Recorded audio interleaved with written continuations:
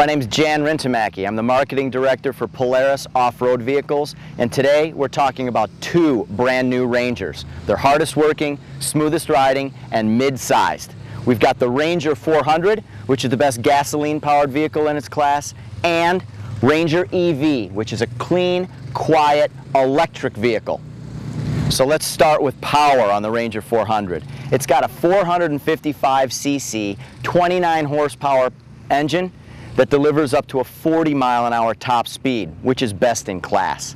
This power plant also lets it carry 500-pound payload and 2 operators, and tow up to 1,250 pounds. That's definitely hardest working. It also includes the lock and ride cargo system. That lets you take accessories on and off in seconds. So you can go from hunting to working to trail riding in just a matter of seconds. From a smoothest riding perspective, this machine comes up front with 8 inches of suspension travel on independent front struts and fully independent rear suspension, 9 inches of travel in the back, which is also best in class, with 10 inches of very capable ground clearance. Now, both Ranger EV and Ranger 400 feature on-demand true 4-wheel drive. What that means is when the rear wheels slip, just 2 lugs, power drives to both front wheels, giving you that traction you need to get over rocks, ruts, and stumps that you encounter on the trail.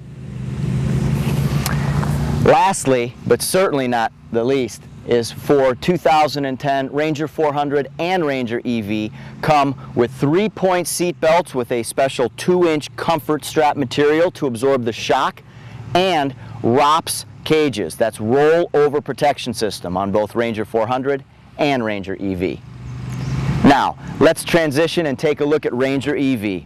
It's got the same 500-pound bed capacity, the same long travel 8 inches of suspension up front, and independent rear suspension in the back with 9 inches of suspension travel, but it's got a whole different power plant because this one's the clean, quiet, mid-sized Ranger.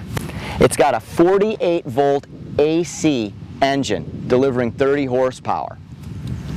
And with the battery packs, over 11 kilowatts of energy in those battery packs, it delivers the longest range in its class, up to 50 miles.